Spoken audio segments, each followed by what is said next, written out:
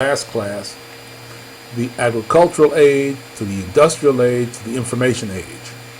Today we're going to talk about the industrial age to the information age. We're going to concentrate on that area because that's where the change is occurring right now. Some of you, this may be kind of like a history lesson, but hopefully you'll realize that this change is still occurring to this day. We'll talk more about this throughout the semester. But the economy is changing, and I would say it's now more of an information age-based society than an industrial age. One reason you would know is I tell people go to shopping malls or retail centers and look at all the dead space, retail space that you're starting to see. And that's because more and more people are buying online. Whether they're going to websites directly, whether they're going to Craigslist or eBay or other sites, they're buying whatever it is they need and they're having it shipped to them. And so many stores that used to be the ones you run to the store to get something, you now go online and order it and just wait a day or two. Now this change will accelerate even more once they have same-day delivery. When we'll talk more next week about drones and same-day delivery. Also the driverless car or autonomous car. We'll talk about that next Monday. But as all that technology continues to grow and be placed into our society, it's going to replace what we used to know as the industrial age. Just read an article recently that talks about how Walmart and Target are in trouble.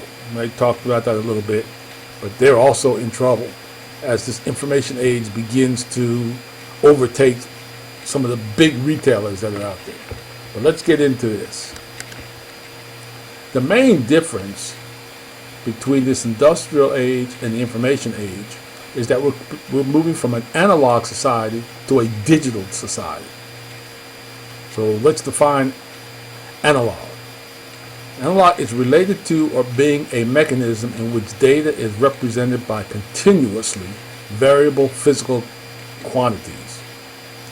For example, these are things that you can touch, taste, feel, and see. It's physical in nature. When you go and you go get an old LP, you would be able to get one of those, maybe your parents have an old 33 LP or a 45, and you can take that and you can look at that LP and you can actually see the grooves in it. And those grooves, when a needle runs across it, makes that needle vibrate in such a way that you actually hear the sound. But it's physical. You can see it. When we look at digital, we're describing an electronic technology that generates and stores processes of data in terms of 0 or 1. It's either positive or non-positive. It's not continuous. It's either on or off. It's binary. So digital is binary. So we can take now just about anything, movies, books, whatever it is. Maybe one day we'll be able to do human beings. And I guess that's where you talk about Star Trek and transporters. But eventually maybe we can begin to move physical items and convert it into a digital state of zeros and ones and then transfer it. But in the meanwhile, we can do all types of text, video, audio, still pictures, and we can convert it to a digital signal. And once we do that, we can send it around the world instantly, as opposed to a sheet of paper that we would have to mail and use snail mail, and it would take some time. Here is analog, sort of like the information is continuous in nature, and it's kind of like a wavelength. And you see the amplitude and the wavelength. So when you're looking at something, it's actually projecting out and you can see it. Again, you might be able to taste it, smell it. Digital is nothing but zeros and ones, sort of like the Matrix, right? Where you can take this information, and because it's digital, we can do a lot of things with it that we couldn't do if it was analog. So our society is moving from this analog to this digital age. And this digital age means instead of a bookcase where we would keep our books, we have in the computer, in our iTunes account, in the cloud somewhere, we have digital books or digital movies. Big difference. Here's another way of looking at it. You have an analog, you have a button or a knob that turns, and here you have so the analog signal is continuous. The digital is either 0 or 1. Benefits of digital versus analog. Once we convert things to digital, they become faster, cheaper, smaller, and they offer more services. So if you think about it, look at the cell phone. The cell phone got faster, it got cheaper, smaller, and now it does just about everything. It's like a handheld computer, but it offers so many more services than the old cell phones, especially the old analog, what I would call a brick phone. What have we seen moving to digital? Well, movies. Not only the movies that we watch, for example, the old videotape, and then now we stream movies, or the fact that the making of movies are becoming digital. So you get all these special effects, and really makes the movies look amazing. We also have paper, as we've moved away from paper like this class. We don't use paper, it's all digital. E-paper, some people call it. Music. When was the last time you bought not just an LP, but even a DVD? Music has now moved into the cloud. We talked about cell phones, greeting cards. You know, I've been using some of those online greeting cards to either send an e-card, or sometimes I'll just print my own card. So I don't even go to the store or CVS. Because you know how it is, you wait till the last minute before you get somebody a card because you forgot and somebody had to remind you. Well, now I don't have to worry about making an excuse to run to the drugstore. I can just go upstairs to my computer. I think I use BlueMountain.com. I pay maybe $30 a year or something like that. And I can go in there and grab and print as many greeting cards as I want. And I can add images, text. I can do a lot of things to it. Print that card out. I have some envelopes up in my office, put it in an envelope, and I'm ready to go. So I don't even have to now go to Hallmark. And then finally, of course, books, as we go from paper books to ebooks. Here's an example. I don't know if any of you have ever seen an 8 or 16 millimeter. Well, we went from 8 to 16 millimeter to VCRs, which were all analog. And then we moved to digital, where we went with DVDs. And now we have MP3 players. Well, not MP3, excuse me, MPEG. And so we have video. Now that video, of course, is streaming. So it's not on a DVD anymore, it's streaming. Here, I remember my father used to have one of these old reel-to-reels when I was growing up. And I remember probably at about 10 years old, maybe 11, getting a cassette. I didn't do 8-track because they were too big. I liked cassettes. So I had the cassette. And I remember the first one I got was The Fifth Dimension, Aquarius. I bought and used to play on a cassette. But my dad used to have his jazz on reel-to-reel. Then we went from cassette 8 tracks to CDs, where they become digital. to now MP3 players, and I guess most of us probably use our phone as an MP3 player. So there aren't that many people who probably have a separate MP3 player because your music now is in the cloud. So you can have any device that can play. I know now I play mine through my car radio. So once we took this and we turned the movies and we turned the music digital, we eventually were able to put it up into the cloud so we can store it up there and any device can access it and play it. It's very similar to, I guess, if you have Pandora or some of those other accounts. Now, no, something interesting, and I mean this is getting old, but if you look at households with wireless or landline phone service, it wasn't that long ago, back in 05, 9 years ago, when you had a lot of people, many more people, 35 million almost, had landlines. We're now down, and this is 08, so about 14, just 8 years later, there aren't that many people who have landlines. I know I still have one, only because my wife wants me to have one. So I use Magic Jack and spend, what is that, $30 a year? And I have a phone that people can ring to. However, wireless-only households, of course, have taken off. And I'm sure as a student, you probably don't even have a landline. It's probably your parents or grandparents that still have landlines. But I don't even answer my landline. If a person can't reach me by cell phone or email, then they weren't meant to find me. So you can call my home number if you want, and you can leave a message if you want, but I'll never retrieve that message. You look at landline phones versus cell phones by age. This is interesting. Notice how young people, it's basically cell phones, and it's not until you get older that landlines are still used by the majority of the people.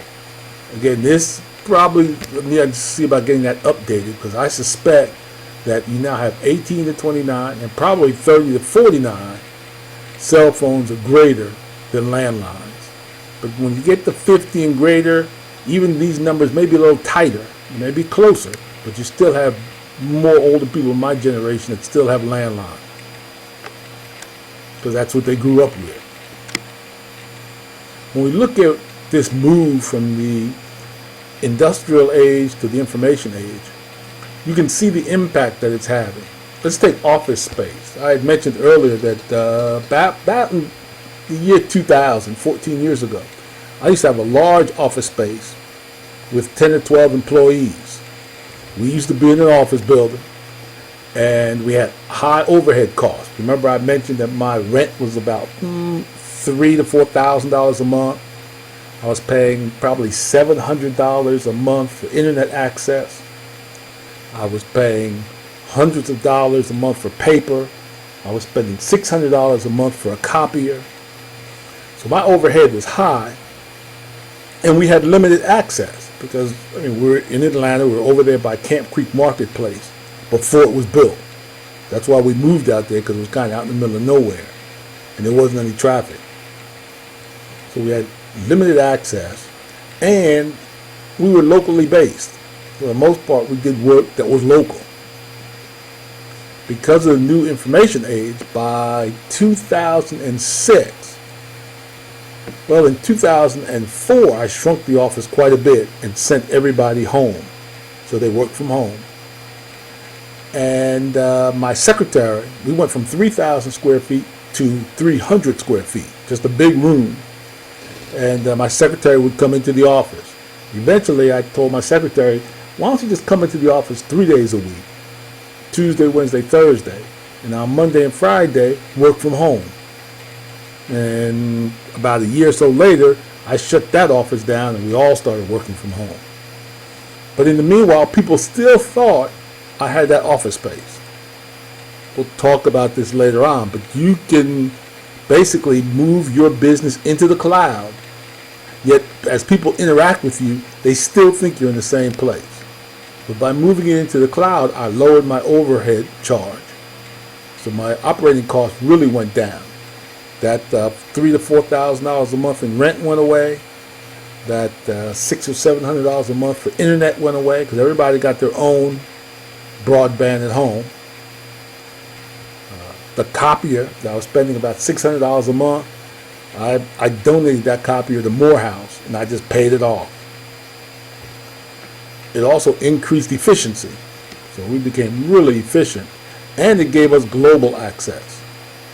So we now do business all over the United States. The same thing with retail. Remember I said if you go to a lot of retail or malls or shopping centers, you see a lot of dead space? Because in the industrial age, if you wanted to open up a retail shop, it takes thousands of dollars to operate. Just imagine, you've got to get that rental space.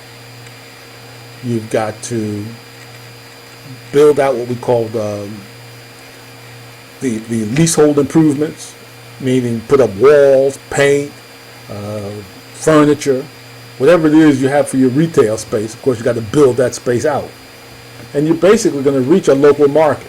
So if you had a shoe shop for guys, right, and you put up, you put down the nice flooring and you put your walls up and get some nice lighting and fixtures, and then you build your inventory up with shoes, you're going to have people that are local that are going to come to that shoe shop. Now we can put that retail in the cloud, and we could have an eBay store. And over the years, I've had many Morehouse students have eBay stores selling all types of stuff: sports gear, sneakers, all types of clothing, but they do it all based in the cloud. Because to set up that retail, it only takes hundreds of dollars to operate, not thousands. You can also have a global market reach instead of a local. And remember this, most English-speaking people live outside the United States, not inside the United States. So it's easy to reach them.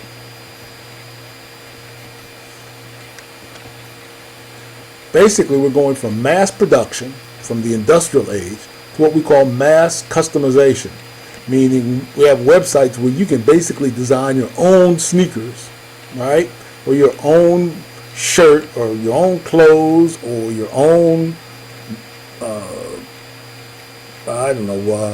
furniture, and that company will then build it out for you and send it to you. So we're getting what we call mass customization. Here's an example. If you look at, and I guess I should, man, let me do this. What am I talking about? There you go. Sorry about that. Let's make that full screen. If you look at the iPad and tablets, they're replacing notebooks. This is accelerating the cloud economy, because as people have tablets and iPads, they're going up into the cloud to do everything and get what they need. So if you look at what happened to notebooks, once the Apple iPad came out, it dropped the growth until it almost became negative. How many people still have desktop computers? Not many, and people are getting away from notebooks. That's why the new that Microsoft Surface, which is a combination notebook and tablet. Soon businesses not in the cloud will be out of business. Here's an example. This first chart shows you Amazon in blue. Look at what happened in 2002. Amazon, less than $2 billion in ebook sales. Shot up in 7 years to almost $7 billion. And in 2002, Amazon was half the size of Barnes & Noble's and about 2/3 the size of Borders. But as it took off, and this takeoff relates to also the growth of not only Kindle, but tablets in general, the iPad and Android tablets. Remember, Kindle is an Android tablet.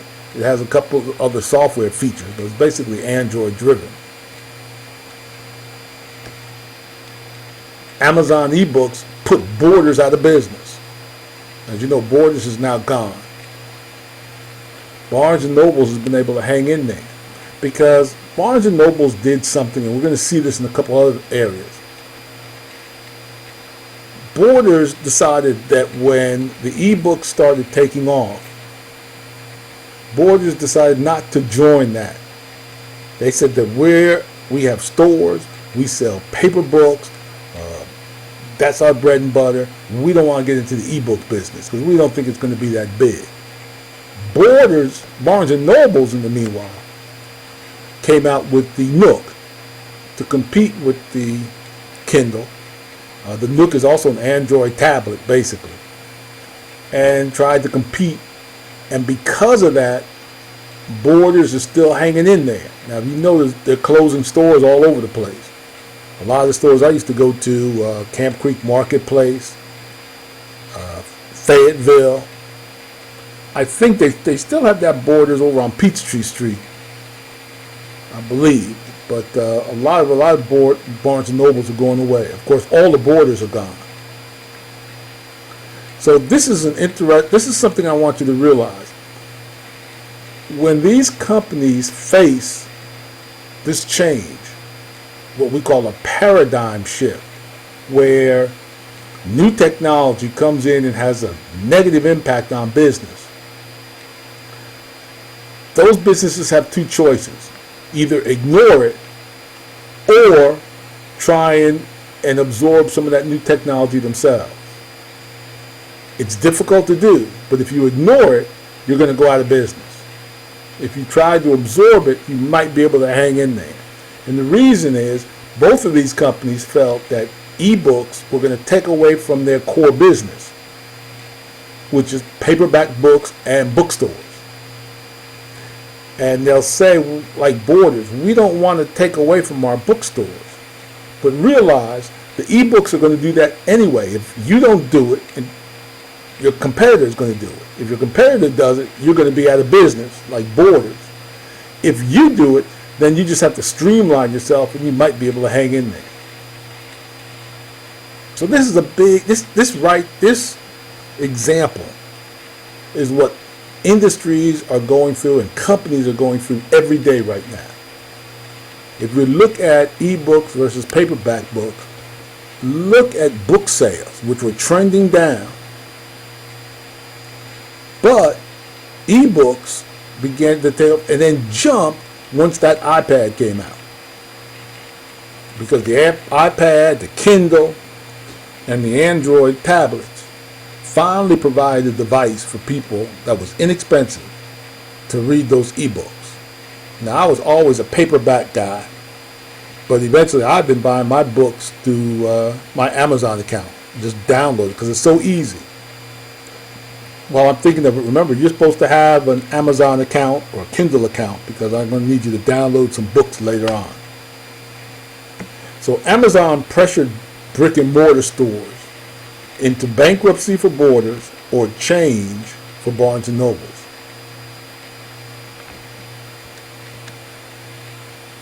Here's another example.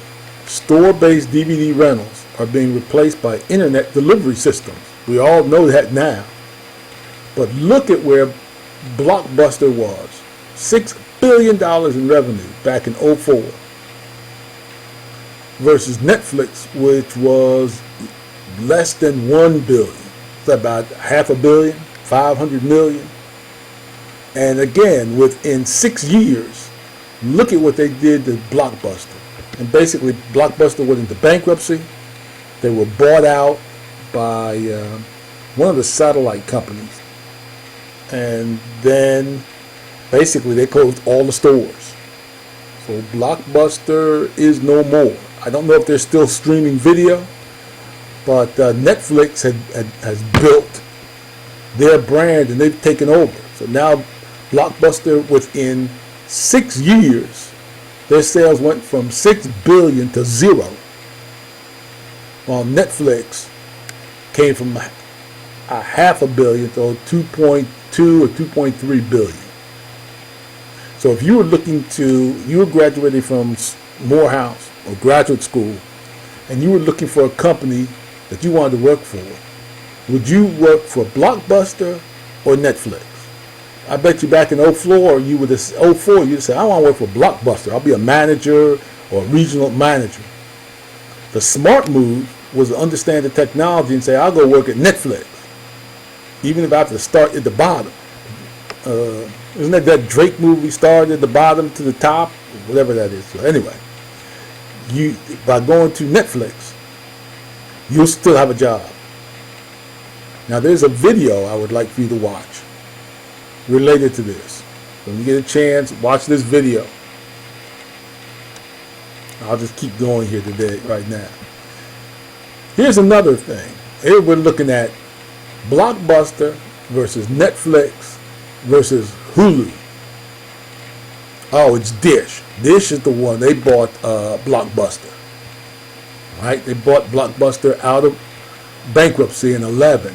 And in 2013, they announced that they're going to end Blockbuster's on-demand video and close the remaining stores by 14. So all Blockbuster stores should be closed by now. Here it is right here. Blockbuster bought it at auction by Dish Network in 2011. Dish Networks closed all Blockbuster stores by 2014 and stopping that Blockbuster streaming service. Notice, Redbox is now starting a streaming service. And then you have Amazon Prime, which I have. I kind of got tricked into it, but I have it, and it's okay to download not only ebooks, but also video. And then Hulu Plus is another. So if you look at it, Blockbuster is gone, Hollywood Video is gone, all those video stores are gone. So guess what happened to all that retail space? You can go and you can find some of those standalone Blockbuster stores. Some of them are still empty. I pass by them every once in a while. Some of them have been demolished and something else put up. Like I know one where they demolished it and put up an AutoZone. And another one, the Blockbuster's gone, but there's another business in there. But all that retail space, we don't need it. Because now you've got Redbox. And with Redbox starting a streaming service, I suspect that Redbox may be having problems now with people even wanting to pay $1.20, $1.25 for a Redbox DVD. Why drive up there and waste the gas and the time when we have all these streaming services like Netflix?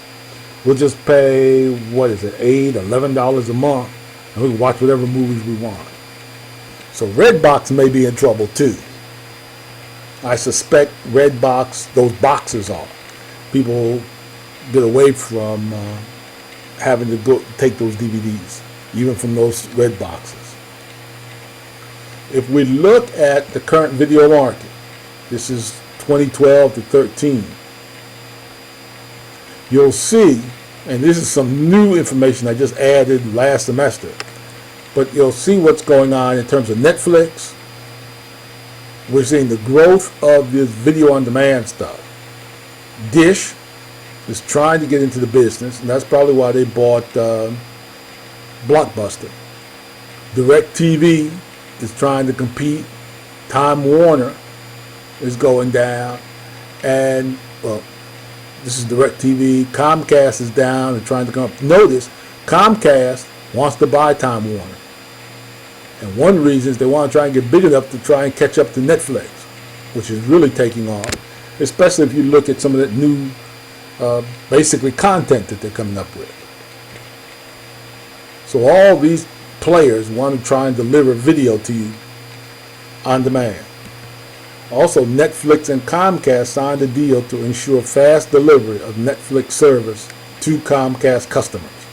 We're going to talk about that more later, but there's a lot of issues there. And in February, Comcast wants to pay $44 billion for Time Warner. The government has to approve that. They're still working on it. And that's one reason Comcast signed this agreement with Netflix. Because everybody's worried that if Comcast buys Time Warner, they'll basically corner the market on the delivery. And then they'll slow Netflix service down so that you'll come to Comcast. And basically they'll have a monopoly.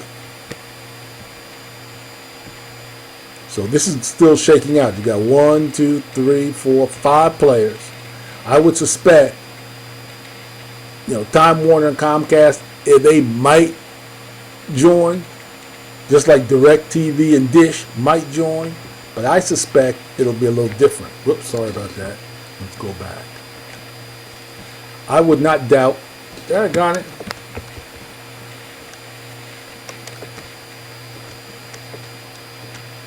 I would not doubt if Comcast and DirecTV and maybe Time Warner and Dish join. The government might let that happen, but I'm not sure they're going to let Comcast and Time Warner join and DirecTV and Dish join, because then you've got just really one delivery for cable and one delivery service for satellite. They like to have competitors. But you probably, out of these four, end up with two to compete with Netflix. Now we go to the next one. Do you remember when you'd let your fingers do the walking through the local community yellow pages? Now, everybody just says Google it. But if you remember, and again, I don't know, you're kind of young, but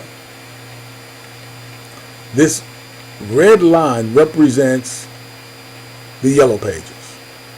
And when was the last time you used the yellow pages to look at something? The last time I used the yellow pages, I got them and kind of threw them away, I think. I don't know what I did with that paper. It may be in the closet, I may throw it, I don't know. It's almost like I don't even remember how the yellow pages and white pages used to look. Because in '05, Google started with Google's older than that, but people really started using Google, and Google began to really concentrate on local searches. Because when you used to use Google earlier, it would find information all over the place. But now it kind of knows where you are and finds whatever's local. When people started using it by '07, Google passed yellow pages. And now everybody, when you say you look for something, everybody just says Google it. Again, very similar to what happened with the books and what happened with movies. Once it starts, it doesn't take that long before the old industrial age stuff dies off and it's replaced by the information age delivery system. If you look at the yellow pages, just imagine all the printing companies that went out of business. All the people that used to deliver the yellow pages. All those advertisements that businesses used to put in the yellow pages. Now I know in my business, 99.9% of my business comes from Google. Where somebody Googles real estate appraising, and they find me and they call me. And we'll talk about this in the future later on, but I use SEO, search engine optimization, to make sure that my name of my business comes up on the first page. And I get a lot of business that way. If you look at the yellow pages, they really don't exist anymore. Here's something interesting. The average number of searches per day on Google, going back, notice the growth of just searches below 1 billion searches a day. Within 10 years, because if this is a billion, let's say that's a half a billion, this might be a quarter of a billion. We went from a quarter of a billion in '04 to 9 years later, we're over 5 billion searches a day, which would be a 20 times or a multiple of 20. So in less than 10 years, you have the multiple of 20. Imagine if you could put a dollar in the bank and 10 years later, you've got $20. Or you put $1 million in the bank and 10 years later, you have $20 million. That's an unbelievable growth. And for you finance people, you can look and see what is the internal rate of return on that. And here's why. If you look at Google, here it is. It's over 60% of the market, moving in on 70%, while Yahoo, Bing, and AOL are also RAMs. Google has controls the market. It becomes a verb. So now everybody just says Google it. Here's a video. It's a pretty interesting video that I'd like for you to watch. You just want to pause and click on the video, or later on watch this video comparing Google versus Yahoo. I like it. It's pretty neat. You might consider it lame, but I don't know. But wait, analog is not dead yet. I have a video I want you to look at that talks about music and how some people are reviving the LP. They like those LPs, and in some cases the LPs are taking off again. Also watch video number 2 about books and the revival of books. Certain bookstores are still able to hang in there, and I'd like you to know why. So, analog is not dead yet, and that's true because the over 40 crowd, or maybe even over 35 crowd, they grew up in the industrial age, so they're used to the analog economy. And the digital economy, many of them are not interested. It's foreign to them. Information age is more than just social networking. Here's showing you social networking, but you've got gaming, email, portals, like eBay. I mean, all these different portals that you can go to get information, instant messaging, videos and movies, search, software, kind of multi-categories, and of course Craigslist, the classified auction stuff. So there's a lot of information out there, a lot of people using for networking, for the information age, to get information to get stuff, let's say it that way. There are thousands of business services that have moved to the net, and we're going to talk about some of these throughout the semester. We've got PayPal, The Box, where I store a lot of the material for this class, Umail, that we'll talk about, Billing Boss, which has now been replaced. I got to replace that. There's another company that has replaced them. Soho Creator and FormSite.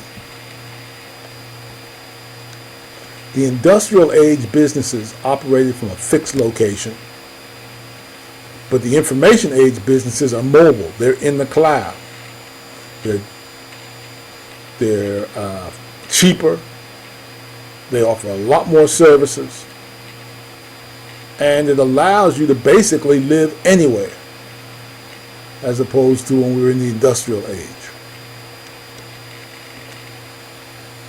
So let me just say in closing, because I don't want to run this thing long.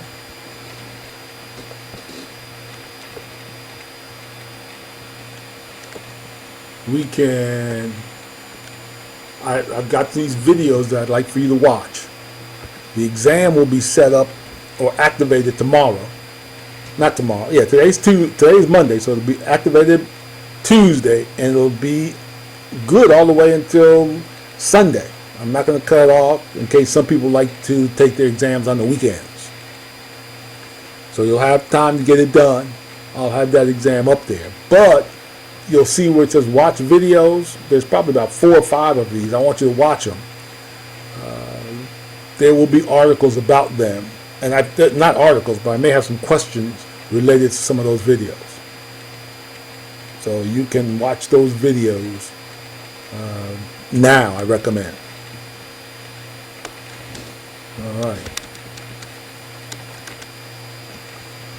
All right, we're getting ready. Yep, I don't want to run over time here, but I do have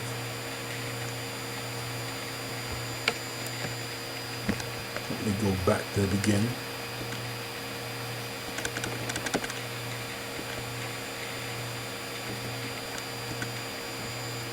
Okay, so we've got again, I'll have this video up here. You've got this PowerPoint slide and presentation to use later on. Remember, I've added, as I said, everybody's name and date for when the blog post is due. And you should look down here under important information to get the blog post guide, so you know how to submit your blog, and you give you some ideas on how to write it. Here's an example of a blog post. So you can look and see what somebody did and how it works. And of course, here's the calendar. We looked at it just for the students. All right? If you need to go back and look at any of the other pre-recorded classes, especially the first one that talks about the syllabus, then you want to go ahead and get that done. All right, I'd like to thank everybody for watching today, and don't forget to take the exam. Wednesday, I will be in class. We'll have our second traditional class, and it will be about risk. I think you'll find this to be a very interesting class. Most of the ones that are traditional are going to be pretty interesting. I've tried, has some really neat stuff. All right. If you have any questions, you of course can email me. But if not, you have a good day or evening, and I will see you on Wednesday.